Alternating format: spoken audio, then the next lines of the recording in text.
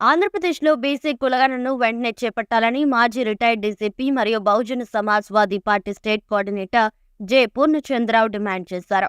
బహుజన Samajwadi party ఆధ్వర్యంలో నెల్లూరులోని Radhe guest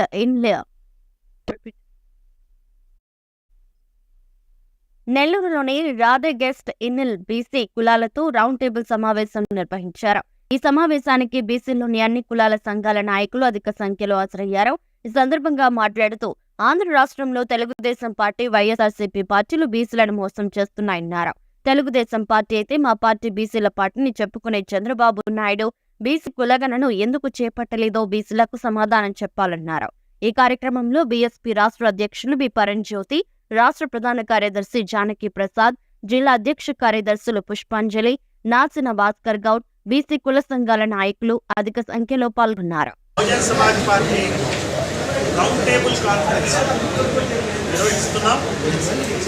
Andhra Pradesh రాష్ట్రంలో కుల గణన చేపట్టాలని ఈ రోజున టీడీపీ పార్టీ తన మేనిఫెస్టో బీసీలకు స్థానిక సంస్థల్లో 34% రిజర్వేషన్ ఇస్తామన్నారు. అలాగే అసెంబ్లీలో బీసీలకి 33% రిజర్వేషన్ ఇస్తామన్నారు. అంతేకాకుండా నామినేటెడ్ పదవులు జనాభా తక్కువ ఉన్న బీసీలకు ఇస్తామని చెప్పి మేనిఫెస్టోలో పేర్కొన్నారు. అంతేకాకుండా బీసీల రక్షణ చట్టం తెస్తామని చెప్పారు. ఈరోజు సూపర్ 6 గురించి వేగంగా అడుగులు కట్టడానికి మరి ప్రభుత్వం ఏర్పాటు చేస్తుంది. కొన్ని స్కీమ్స్, కొన్ని సూపర్ 6 ఆర్డర్స్ ఇచ్చారు, కొన్ని ఎందుకు ఇవ్వలేదంటే నిధులు లేవని చెప్తున్నారు. మరి హామీలు ఇచ్చే ముందు నిధులు ఉంటాయో ఉండవో మరి అంత experience chief minister Chandrababu Naidu లేదా, సరే అది అక్కడ పెడదాం, దాని తర్వాత ఆలోచిద్దాం. నిధులు అవసరం లేని డిమాండ్ కులగణన డిమాండ్. దీనికి ఏం ఖర్చు కాదు, డిపార్ట్మెంటల్గా చేసే పని మాత్రమే. ఇంతకుముందు జగన్మోహన్ రెడ్డి ప్రభుత్వంలో ఆల్రెడీ క్యాస్ట్ సెన్సస్ చేశారు. మరి ఇన్ని శ్వేతపత్రాలు ఇస్తున్నటువంటి చంద్రబాబు కులగణన మీద, జగన్మోహన్ రెడ్డి చేసినటువంటి కులగణన మీద శ్వేతపత్రం ఇవ్వచ్చు. అందులో తప్పులుంటే తప్పులు ఏం చెప్పండి, సరిచేయండి, కులగణన చేపట్టండి.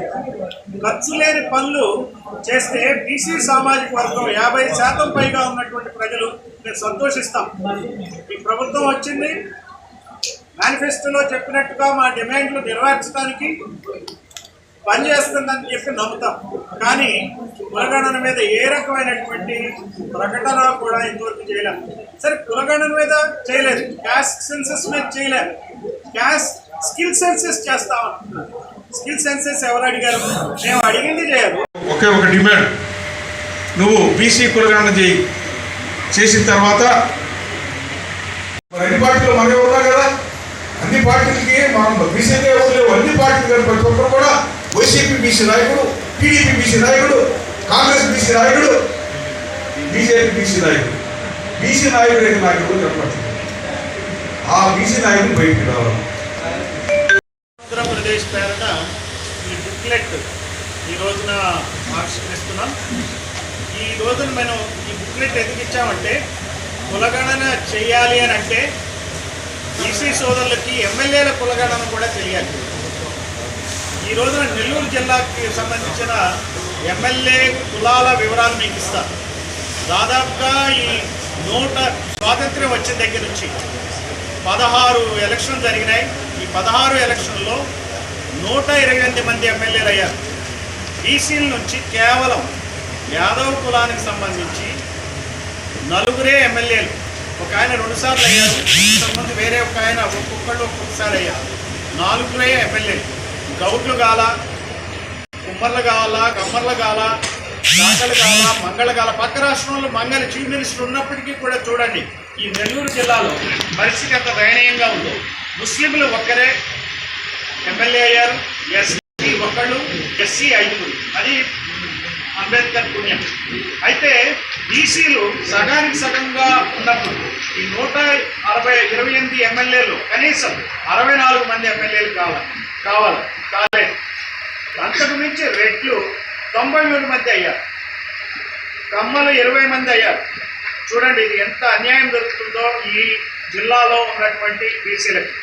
ఇదే వాతావరణం రాష్ట్రం అంతా ఉంది.